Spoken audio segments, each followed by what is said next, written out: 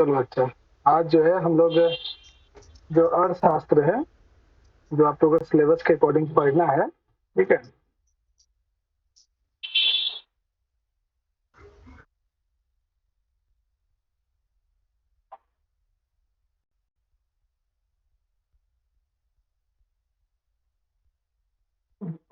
अच्छा,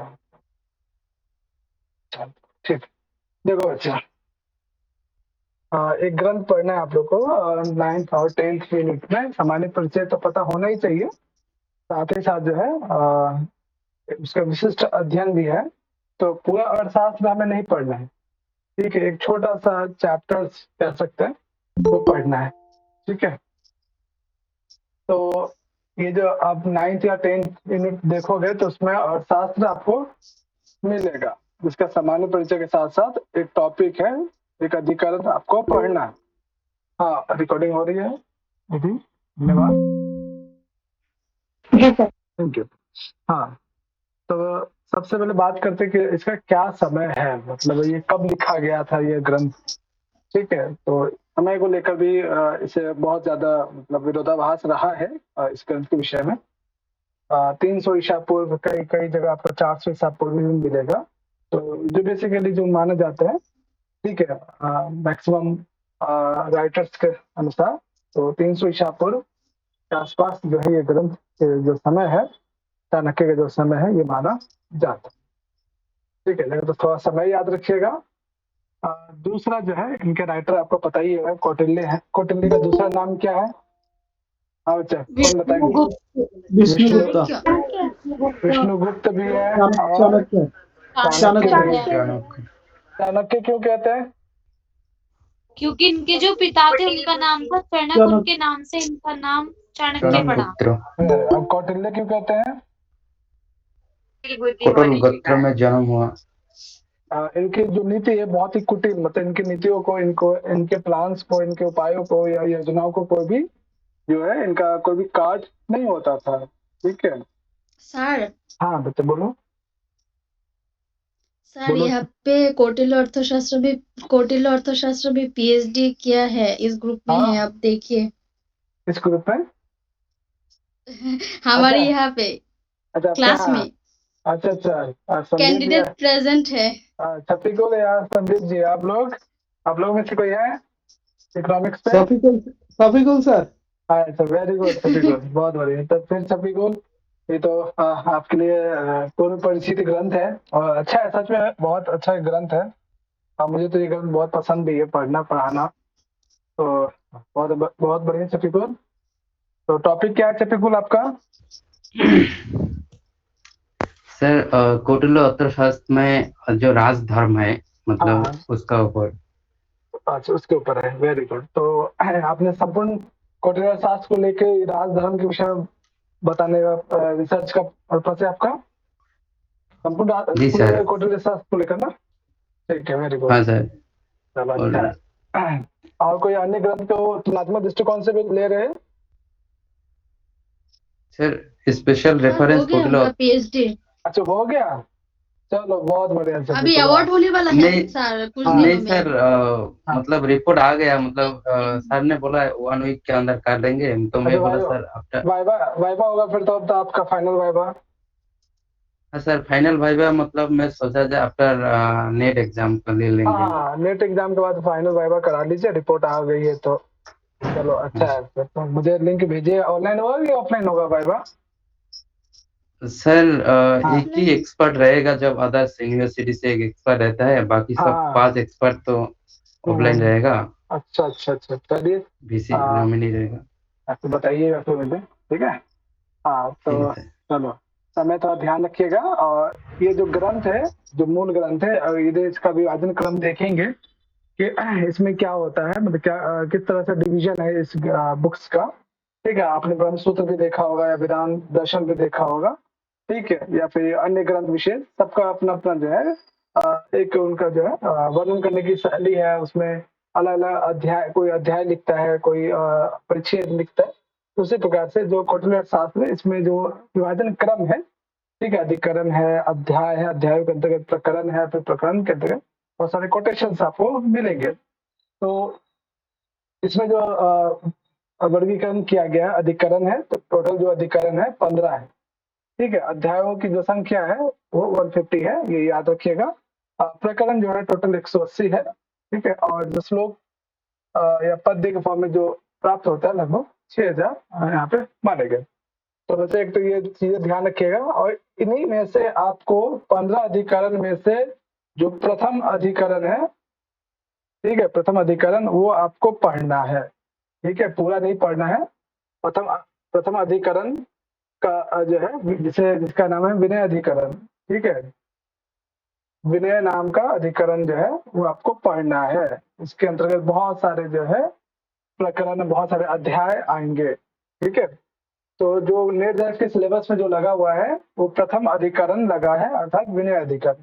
इसे ही आपको पढ़ना है। ये विनय अधिकरण में बहुत सारे टॉपिक्स है। ठीक है, विनय अधिकरण में क्या क्या आपको पढ़ना है।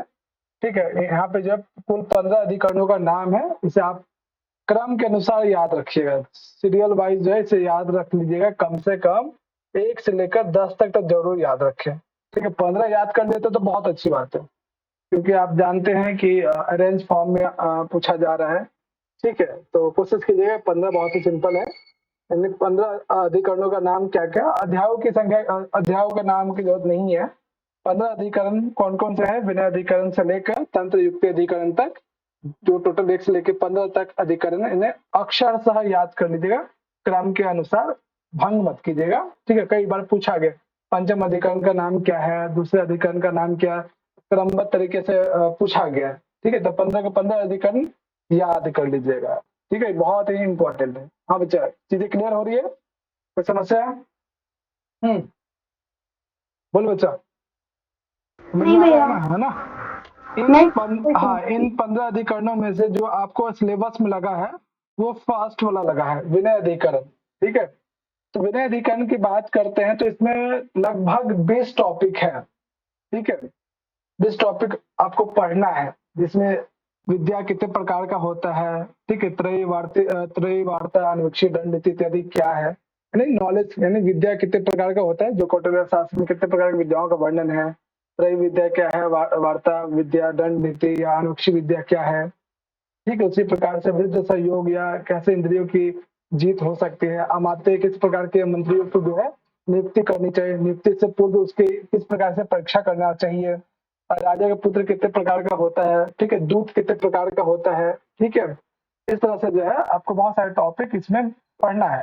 ठीक है, तो इसमें भी विनय अधिकरण में भी जो है उप विभाग है, बहुत सारे जो है सब टॉपिक है। क्या क्या टॉपिक है, इनको कम से कम टोटल 20 है, कम से कम शुरुआत के 10 जरूर याद कर लीजिएगा। वो भी क्रम से याद कर लीजिएगा कि विनय अधिकरण के अंतर्गत जो है कौन कौन सा प्रकरण आता है। ठीक है, ये सब जो है प्रकरणों का जो है नाम है, से कम शुरुआत के 10 तो जरूर याद कर लीजिए। टोटल 20 चीजों को थोड़ा ध्यान रखिएगा। बाकी आप पढ़ेंगे ना तो आपको वैसे भी याद हो ही जाएगा कि विनय अधिकरण में कौन कौन सा आपको पढ़ना है टॉपिक। ठीक है, तो ये जो है आपका विनय अधिकरण का सामान्य परिचय जो आप लोगों का सिलेबस में लगा है कि कौन कौन सा टॉपिक पढ़ना है, कितने अधिकरण है, कितने प्रकरण है, कितने अध्याय है और कितने श्लोक हैं। ठीक है, ये सब यहाँ पे सामान्य तौर पे याद रखें। मेन जो है जब आप इसमें एंट्री करेंगे, ठीक है, तो चलो बच्चा, कौन बताएंगे कि इसमें सबसे पहले किसे नमस्कार किया गया है, नमस्कारात्मक मंगलाचरण के तौर पे? हाँ, किस भगवान की? बृहस्पति को सर। हाँ, ठीक है, जब आप देखेंगे तो यहाँ पर कहते हैं कि नमः शुक्र बृहस्पतिभ्याम। आगे देखेंगे तो शुक्राचार्य और बृहस्पति आचार्य के विषय में आगे शुरुआत में ही आपको मिलेगा कोटेशन भी। तो यहाँ पे जो है शुक्राचार्य और बृहस्पति आचार्य को जो है नमस्कार किया जा रहा है। यानी ध्यान रखिएगा कि कौटिल्य अर्थशास्त्र में जो है इन दो आचार्यों की स्तुति की गई है, नमस्कारात्मक मंगलाचरण के फॉर्म में यहाँ पे कहा गया। ठीक है, उसके बाद एक कोटेशन का प्रयोग करते हैं। हाँ बच्चे बोलो। सर यहाँ पे थोड़ा गड़बड़ है सर। पृथिव्याम, मेरी किताब में पृथिव्या लाभे पालने जो ऐसा है, यहाँ पे आपने लाने लिखा। हाँ, मिस्टेक हो गया, टाइपिंग मिस्टेक होता है। ठीक है, चलो तो बच्चे यहाँ पे ध्यान रखिएगा। हाँ, टाइपिंग मिस्टेक में कई बार जो है ना हो जाता है। चलो चलो, इसको कौन पढ़ेगा? पृथिव्याम लाभे पालने च यावन्ति अर्थशास्त्राणि पूर्व आचार्यैः प्रस्थापितानि प्रायशस्तानि संहृतैकम् इदम् अर्थशास्त्रं कृतं तस्य अयं प्रकरण अधिकरणसमुद्देशः। हाँ, तो ऐसा नहीं कि आचार्य चाणक्य ने ही सबसे पहले अर्थशास्त्र की रचना की, ऐसा नहीं है। इससे पूर्व भी, यानी इनके पूर्व भी जो है पृथ्वी पे शासन करने के लिए, शासन व्यवस्था को सही से चलाने के लिए जो है अलग अलग आचार्यों ने इनसे संबंधित, यानी कैसे पृथ्वी पे शासन किया जाए, राज्य प्रजा इत्यादि की शासन व्यवस्था कैसे हो, ठीक है, इसको लेकर अलग अलग जो है बहुत सारे सिद्धांत, बहुत सारे ग्रंथ का निर्माण किया गया था। उन सभी ग्रंथों को पढ़ने के पश्चात, ठीक है, आचार्य कौटिल्य ने जो है उन सबका एक सार रूप में एक अर्थशास्त्र नामक ग्रंथ की रचना करते हैं। इसी चीज को यहाँ पे कहा गया है कि पृथ्व्याम लाभे, पृथ्वी की प्राप्ति के लिए, यानी उसकी सुरक्षा के लिए, कैसे उसको सही से चला पाए, ठीक है, पालने च, उनकी अच्छे से देखभाल करने के लिए जो है यावत इति अर्थशास्त्राणि, बहुत सारे पूर्वाचार्य, पहले के आचार्यों ने जो है इनसे संबंधित, यानी पृथ्वी की रक्षा हेतु और या उनको किस प्रकार से संरक्षित कर सके, इसके लिए जो है अलग अलग आचार्यों ने अपने पूर्व समय में बहुत सारे जो है अर्थशास्त्र से संबंधित जो है ग्रंथों की जो है उन्हें प्रस्थापितानि, बहुत सारे ग्रंथों की वो रचना करते हैं। प्रयास्यस्तानि, उन सभी ग्रंथों को समझित्य, ठीक है, समझकर उनको एक सार रूप में जो है, एक संक्षेप रूप में जो है, सार संकलन के रूप में इदम अर्थशास्त्रम कृतम, इस प्रकार के एक अर्थशास्त्र नाम के ग्रंथ की रचना की जा रही है या की गई है, ठीक है। तो अच्छा, इसमें क्या क्वेश्चन बन सकता है? एक तो ये ध्यान रखिएगा कौटिल्य अर्थशास्त्र में किसकी स्तुति की गई है, ठीक। दूसरा, नीचे में जो कोटेशन है, ये वाला कोटेशन किस ग्रंथ विशेष में है वर्णन, ठीक है, ये भी ध्यान रखिएगा। ओके, हाँ अच्छा, कोई डाउट? आगे चले, जी सर। है ना? भैया इस हाँ बोलो जो। जी भैया, इसमें शुक्र और बृहस्पति दोनों की हुई है स्तुति या ओनली बृहस्पति जी की? दोनों की, शुक्राचार्य और बृहस्पति दोनों आचार्य की, ठीक है। जी भैया। वो कैसा मंगलाचरण है बच्चा, ये भी बताओ। नमस्कारात्मक। हाँ बच्चा, ये बताओ कि ये जो कोटेशन है, ठीक है, ये कारक विभक्ति का एग्जाम्पल है या फिर उपपद विभक्ति का एग्जाम्पल है, बताओ। सर, बताइए कारक उपपद विभक्ति। कैसे है ये बताओ, मुझे ये बताओ। नमः शब्द आ रहा है ना भैया, इसलिए। हाँ, तो नमा के योग में कौन सी व्यक्ति लगती है? चतुर्थी विभक्ति लगती है चतुर्थी। नमक योग तृतीया में। बताई थी आपने, तृतीया विभक्ति। क्या तृतीय व्यक्ति होती है नमा के? सह के साथ तृतीय, सह मतलब साथ के साथ जो है ना, सह शब्द के योग में तृतीय व्यक्ति, नमा के योग में चतुर्थी व्यक्ति होती है, ठीक है। सर, ऐसा एक सूत्र भी है। सूत्र भी है, सूत्र हम लोग पढ़ेंगे भी कल परसों तक, ठीक है, या आने वाले टाइम में भी।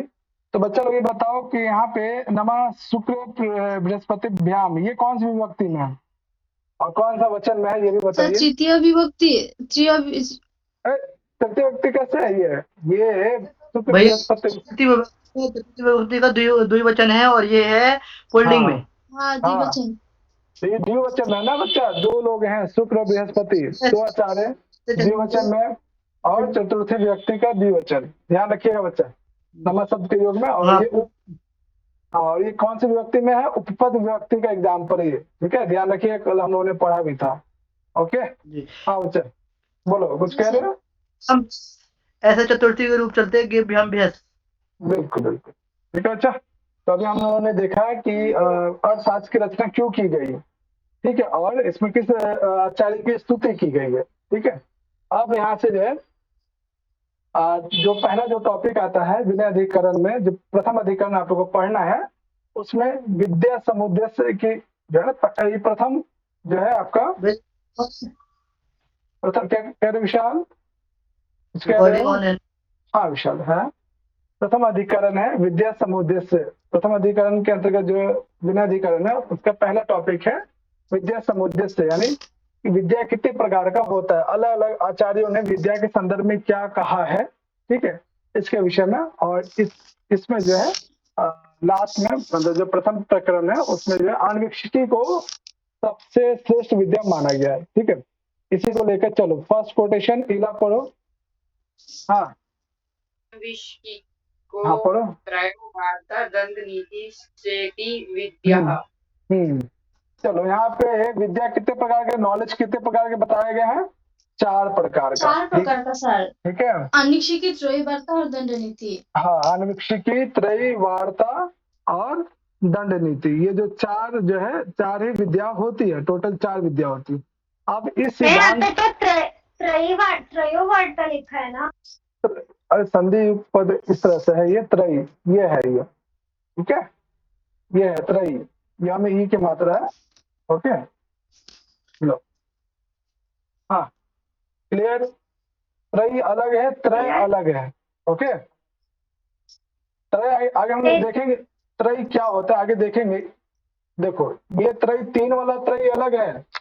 ओके, काम नहीं, ठीक है भैया। हाँ, यहाँ पे 4 विद्याओं का नाम है आन्वीक्षिकी, त्रयी, वार्ता और दंड नीति इति विद्या। ये 4 प्रकार की विद्या होती है, त्रयी, आन्वीक्षिकी, त्रयी, वार्ता और दंड नीति। ठीक है, 4 विद्याओं को नाम याद रखिएगा। अब अगला जो हम लोग विषय वस्तु जा रहे हैं कि इसमें कौन सा आचार्य कितने प्रकार की विद्याओं को मानता है। ठीक है, कौटिल्य चारों को मानता है सर। हाँ चलो, तो देखो ध्यान से, चलो कामनी पढ़ो सेकंड वाला लाइन। और मनु को ना अनिश्चिकी को नहीं मानता, त्रयी वार्ता और दंड नीति को मानता है मनु ने। ठीक है, त्रयी वार्ता बृहस्पति ने वार्ता और दंड नीति मानता है। हाँ सुन लो एक बार। हाँ, त्रयी वार्ता दंड नीति चेति मानवः त्रयी विशेषो हान्विक्षिकीति। हाँ देखो, जो मनु आचार्य के जो फॉलोवर्स हैं, ठीक है, भगवान मनु के जो भी फॉलोवर्स हैं और साक्षात भगवान मनु भी जो है, ठीक है, उनके अनुसार जो है विद्या कितनी प्रकार की है। यहाँ पे कौन कौन सी विद्या का नाम दिया गया बताओ, बोलो बच्चा। त्रयी वार्ता दंड नीति। हाँ, तो मानव मतलब आचार्य मनु और उनके अन्य जो फॉलोवर्स है, बहुवचन में है। ठीक है, मनु तो बहुत नहीं हुआ, एक ही भगवान मनु है, लेकिन भगवान मनु के अतिरिक्त जो उनके फॉलोवर्स हैं, जो उनके अनुयायी हैं, उनके संप्रदाय से संबंधित, उनके अनुसार वो कहते हैं कि नहीं 3 ही विद्या है, हम 3 ही विद्या को मानेंगे, 3 के अतिरिक्त जो है किसी अन्य विद्या को नहीं मानेंगे। वो 3 विद्या कौन कौन मानते हैं? त्रयी, वार्ता और दंड नीति। ठीक है, ये ऐसा कौन मानते हैं? भगवान मनु और उनके अन्य जो आचार्य हैं या शिष्य हैं, संप्रदाय के लोग मानते हैं। वो कहते हैं कि जो चौथी विद्या है अनविक्षिकी, वो कोई विद्या नहीं अलग से, वो कहते हैं त्रयी विशेषो ही अनविक्षिकी इति। रिकॉर्डिंग स्टार्ट कर दिया है। हाँ, रिकॉर्डिंग स्टार्ट है। जो अनविक्षिकी विद्या है वो त्रयी के अंतर्गत ही आता है, उसके लिए अलग से हमें जो है चौथी विद्या मानने की आवश्यकता नहीं है। सिर्फ जो है त्रयी 3 ही विद्या है, त्रयी, वार्ता और दंड नीति, वो अनविक्षिकी को त्रयी के अंतर्गत ही शामिल करते हैं, उनको अलग से मानने की आवश्यकता नहीं है, ऐसा भगवान मनु कहते हैं। ठीक है, अब भगवान मनु या मानवाचार्य जो है वो कहते हैं 3 ही विद्या। अब यहाँ पे एंट्री होती है बृहस्पति आचार्य की। वो कहते हैं कि नहीं, 3 नहीं होती है या 4 नहीं होती है, सिर्फ और सिर्फ 2 ही होती है। ठीक है, बृहस्पति, हाँ, यानी इसका मतलब कौन सा आचार्य? बृहस्पति जो आचार्य हैं वो कहते हैं कि 2 ही विद्या है। ठीक है, वो कहते हैं कि वास्तव में जो है 2 ही विद्या है। कौन कौन सा बच्चा? वार्ता और दंड नीति। दंड नीति सर, बृहस्पति का मत ना है। हाँ, ये बृहस्पति मतलब बृहस्पति आचार्य का मत है। वो कहते हैं कि वास्तव में जो है 2 ही जो है विद्या है, वार्ता और दंड नीति। आगे जो कोटेशन है, मतलब इसी कोटेशन को जो है, ये जो आप नीचे में देख रहे हो, चलो इस कोटेशन को देखने के बाद अगला ये जो कोटेशन देख रहे हो, ये किसका मत आपको या किसका ये स्टेटमेंट लग रहा है आप लोग को, बताओ। अगला जो है ना, संवरण मात्रम ही त्रयी लोकम यात्रा विदम विद इति, किसका स्टेटमेंट लग रहा है आपको? ये कोटेशन, ठीक है, इस आचार्य के नाम के जस्ट बाद प्रयोग किया जा रहा है, तो बताओ ये कोटेशन या स्टेटमेंट किसका है? इसकी हिंदी में बता देता हूँ। ठीक है, वो कहते हैं कि मनु आचार्य कह रहे हैं कि 3 ही प्रकार की विद्या है, तो मनु के आचार्यों के जो सिद्धांत है उसको खंडित करते हुए कहते हैं बृहस्पति कि नहीं 3 नहीं है, 2 ही है, वार्ता और दंड नीति।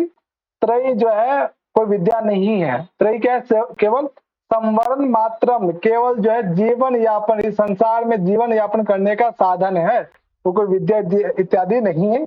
विद्या इत्यादि वास्तव में दो ही है, वार्ता और दंड नीति।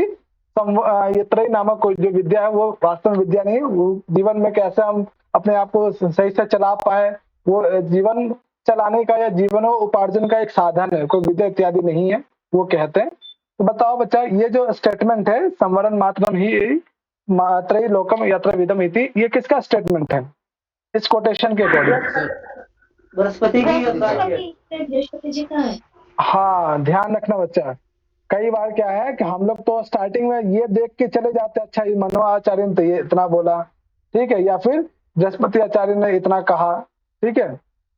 उसके बाद के कोटेशन को भी देकर पूछा जा सकता है कि बच्चा ये कोटेशन जो है कौन कहता है या कौन कह रहा है। तो ये बाद वाला जो कोटेशन है संवरण मात्र ही त्रयी लोकम यत्र विदम इति, ये भी क्या बृहस्पति आचार्य का मत है। ओके बच्चा, चलो ये वाला बताओ कि त्रयी विशेषो ही आन्वीक्षिकी ही, ये किसका कथन है? मनु का ही है। आचार्य मनु। आचार्य मनु। आचार्य मनु का। बहुत सुंदर। ओके चलो, बहुत बड़ी।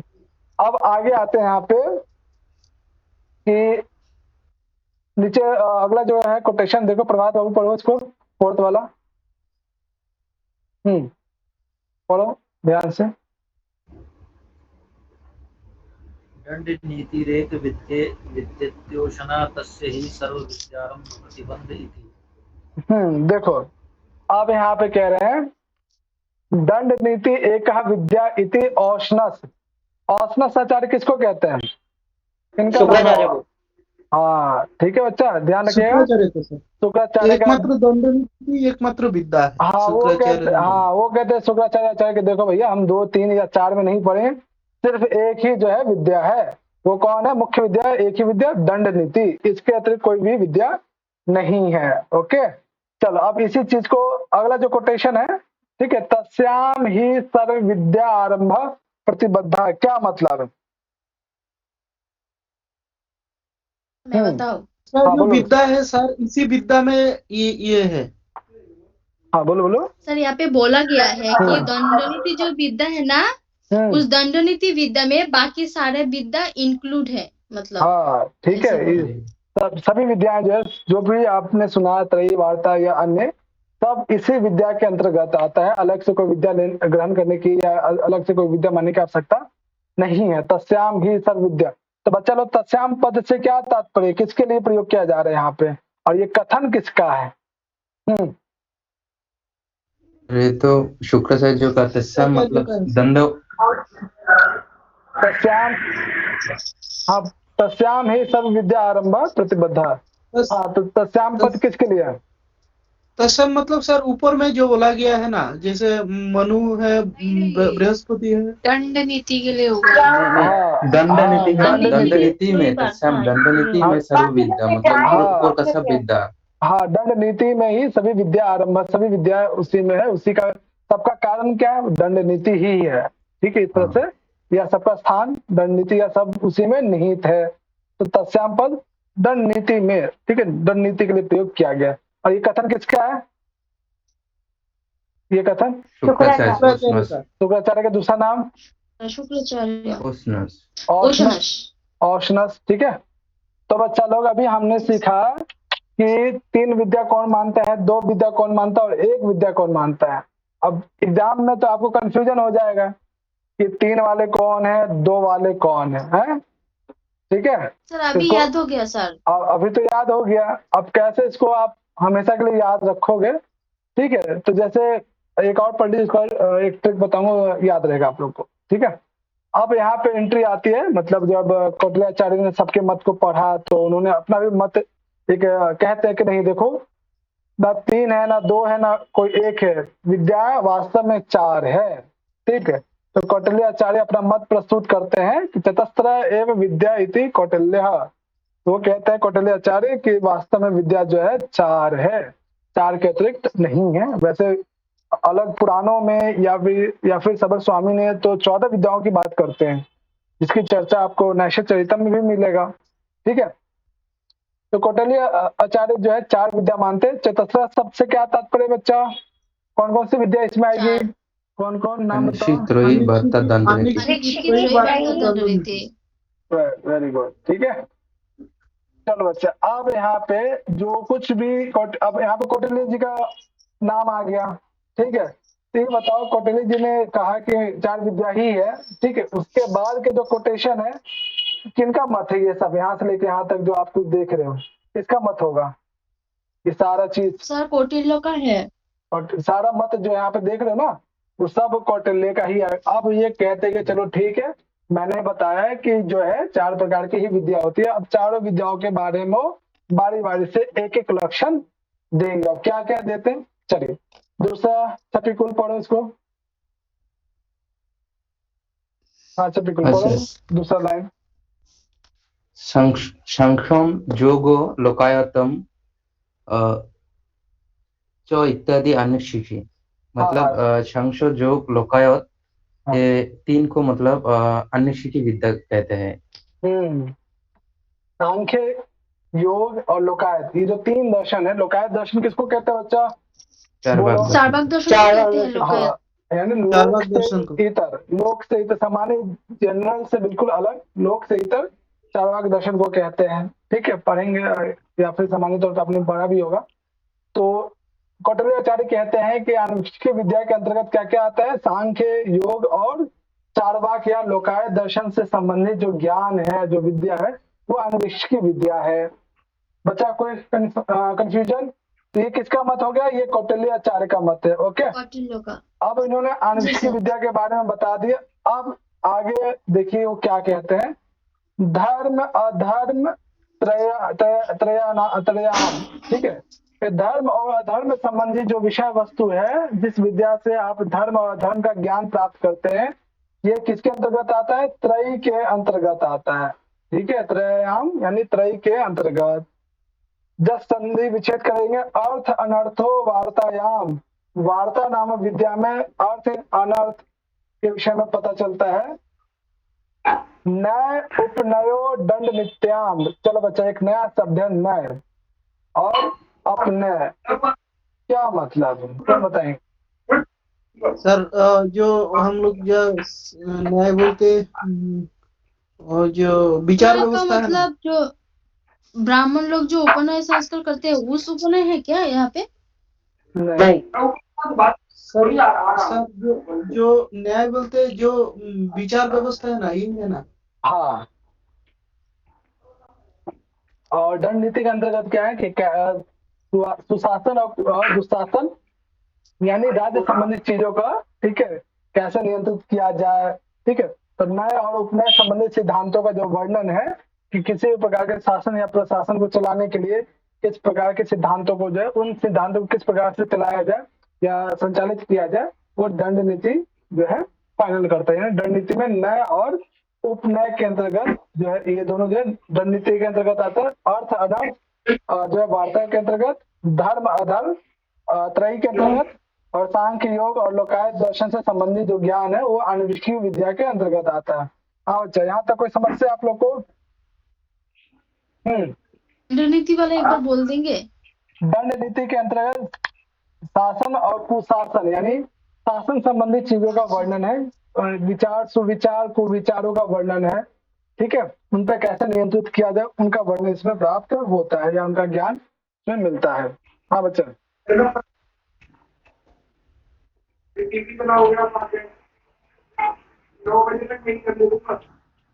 हाँ बच्चा क्लियर है? यहाँ तक कोई डाउट आप लोगों को? Sir clear. चलो नीचे वाला लाइन कौन पढ़ेंगे? संदीप जी पढ़िएगा। हाँ सर।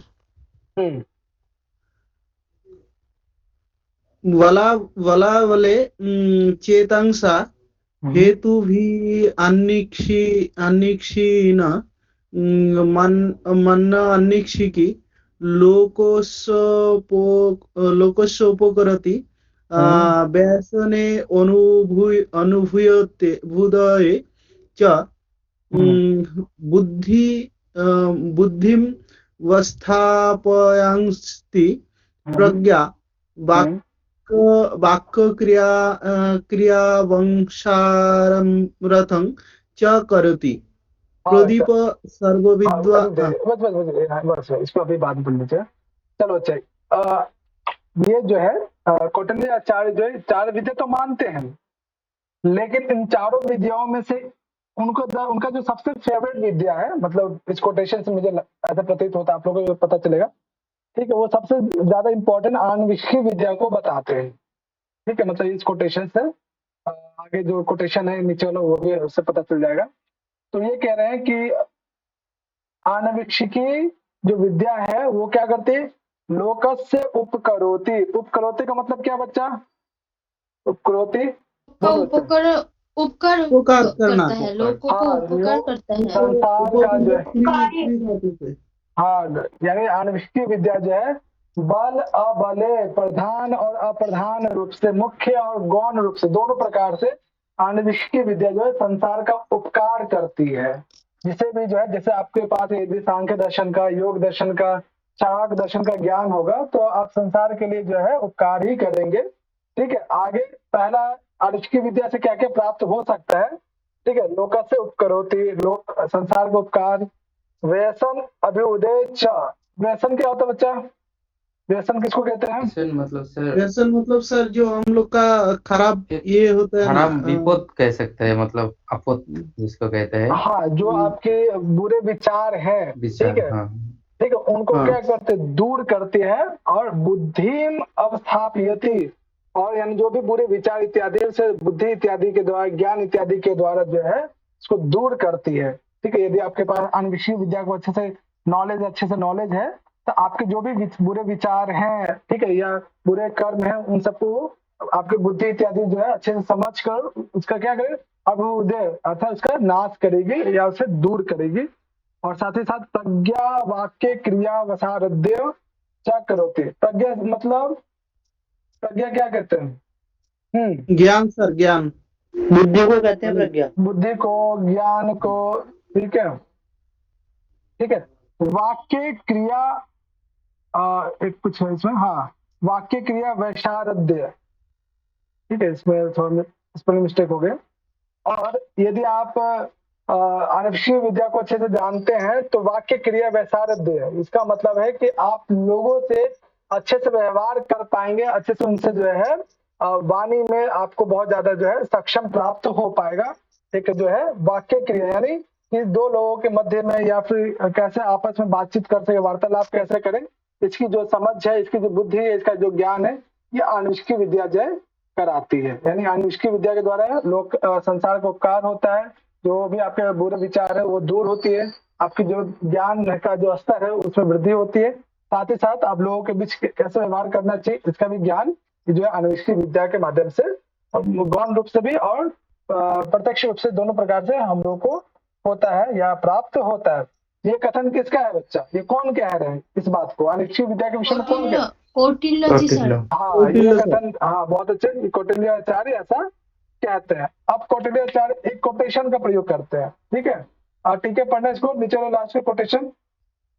सर ये लास्ट वाला कोटेशन ना बहुत बार आया है सर, इस कहाँ पे प्राप्त होता है। हाँ सर, मैं पढ़ूं क्या? ठीक है, पढ़ना है आपको? हाँ सर, हाँ ठीक है, पढ़िए शायद। हाँ, प्रदीप सर्वविद्यानामुपाय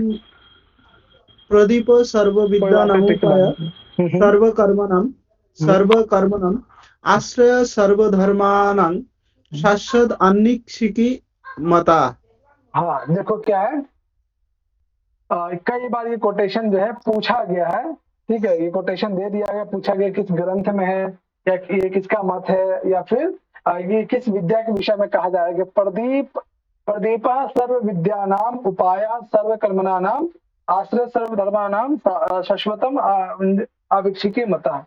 ये जो है आण्विकीय विद्या के विषय में कहा जा रहा है कि आण्विकीय क्या है, सभी विद्या का प्रदीप है, सभी जितने भी विद्या है सभी के लिए प्रदीप। प्रदीप से क्या तात्पर्य है, बोलो बच्चा? प्रदीप मतलब सर जो प्रज्वलित करते हैं। हाँ, दीपक का कार्य क्या है? प्रकाशित करना, चीजों को बताना, ठीक है। तो ये क्या सभी प्रकार के विद्याओं का जो है ये प्रदीप है। अब क्वेश्चन कैसे पूछा जाए कि कहा सर्व विद्या नाम प्रदीप सह का, ठीक है, स आन्वीक्षिकी, ठीक है। उपाय सर्व कर्मणा नाम, यानी जो सभी प्रकार के क्रियाओं का जो उपाय है, सभी प्रकार के कर्मों का जो उपाय है, यानी कोई कर्म विशेष या कोई कार्य विशेष नहीं हो पा रहा, तो आन्वीक्षिकी विद्या के माध्यम से आप अपने उस कार्य विशेष को कर पाएंगे। आश्रय सर्व धर्मना नाम, यानी सभी प्रकार के धर्मों का जो है, जो आश्रय दाता हो, ठीक है, यही वास्तव में जो है वो नित्य विद्या कौन है, आन्वीक्षिकी विद्या है। यहाँ पे जो है मिस्टेक हो गया थोड़ा, ठीक है, मैं सुधार के भेज दूंगा आप लोग को। तो सभी विद्याओं में सबसे श्रेष्ठ विद्या जो है ये आन्वीक्षिकी विद्या है। बच्चा इसे इस कोटेशन को याद कर लीजिएगा, ठीक है। 3 कोटेशन इसमें वैसे याद तो हो गया तमाम सर। याद हो गया, सुनाइए। प्रदीपः सर्वविद्यानां उपायः सर्वकर्माणाम् आश्रयः सर्वधर्माणां शाश्वत अन्वीक्षिके मता। हाँ बच्चा, आज जितना पढ़ा है सब याद हो गया सबको, बोलो। जी सर। कि 4 विद्या कौन मानता है, 3 याद विद्या हो गया कौन मानता है, 2 विद्या कौन मानता है, 1 विद्या कौन मानता है, और कौटिल्य ने आन्वीक्षिक विद्या के विषय में क्या कहा है, बोलो। चलो, याद हो गया। सर कौटिल्य ने 4 माना है। आन्वीक्षिके त्रयी वार्ता दंडनीति, एक मिनट सुजाता, एक और मिनट, मनु ने 3 माना है। एक मिनट रुक जाओ। मुझे पता है कि सुजाता ने पहले पढ़ा है, बस कोई बाकी बच्चा घबरा जाता है, मुझे तो आ ही नहीं रहा है समझ में, हाँ ठीक है। ग्रामर थी आज। हाँ ग्रामर होगी। निधि बताओ, जो कुछ भी आपने अभी आपने सीखा, ठीक है, बताओ क्या क्या सीखा। हाँ बाकी बच्चे ध्यान से सुनना। हाँ सर मैं पहले तक का सामान्य वो बताया गया था, कितने में अधिकरण है, अध्याय है, हाँ, ये सारा क्वेश्चन बताओ कितने हैं। इसमें सर 15 अधिकरण थे। हाँ 15 और 6000 श्लोक और अधिक अध्याय का सर वो याद नहीं, अधिकरण और श्लोक। अच्छा तो बता अध्याय कितने बच्चा कौन बताएंगे। 150 अध्याय है, 180 प्रकरण है, 6000 श्लोक है। 50 अध्याय है, 150 अध्याय है सर। 150 बोला सर। 150 ठीक है चलो। हाँ बहुत बढ़िया, आगे 108 है और 6000 श्लोक है। ठीक। हाँ निधि आगे बात बताओ। पूर्व में लिखा गया। हाँ विद्याओं के विषय में, हाँ विद्याओं के विषय में मानवाचार्य क्या कहते हैं, सुन लो। विद्याओं के विषय में मानवाचार्य या मनुष्य को माना है। नहीं मेरी बात सुनो, ध्यान से सुनो। मनुआचार्य मानव के अनुसार कितने विद्याएं हैं। मनु के अनुसार सर एक तो वार्ता दंडनीति, फिर उन्होंने फर्स्ट वाले को छोड़ दिया था, अन्वीक्षिणी को। बताओ तो आप बताओ ना कितने मानते हैं मनु। तो वार्ता, एक दंडनीति और एक और था, एक और कोई था, 3 माने थे सर उन्होंने। हाँ तो 3 बताओ, नाम बताओ। सर एक वार्ता और दंडनीति तो याद है, एक सर।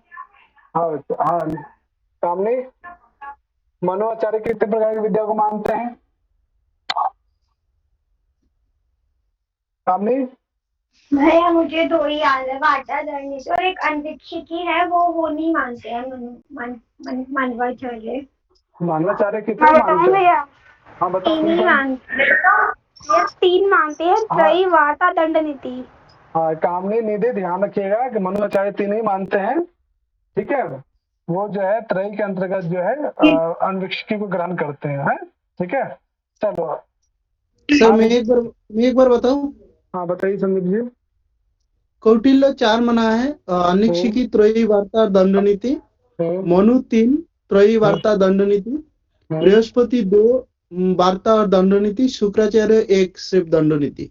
हाँ ठीक है, तो ये क्रम ऐसे भी याद रख सकते हैं। 4 कौन मानता है, 3 कौन मानता है, 2 कौन मानता है और 1 कौन मानते हैं, ठीक है। तो ध्यान रखिए बच्चे, ये बहुत ही इंपॉर्टेंट टॉपिक है और कल हम इसके बाद जो है पढ़ेंगे और भी डिटेल है कि और डिटेल से वहाँ पे वर्णन, आगे जो दूसरा जो टॉपिक है इसमें पढ़ेंगे जिसमें वर्णन करते हैं कि त्रयी वास्तव में क्या है, अन्वीक्षिकी क्या है, दंड नीति क्या है, आगे और पढ़ेंगे 2-3 अध्यायों में इन्हीं विद्याओं के विषय में वर्णन मिलेगा। तो आज तो बस सामान्य तौर पे मैंने थोड़ा सा छोटा ही टॉपिक रखा, कल थोड़ा सा स्पीड अप रहेगा हम लोग की तरफ से।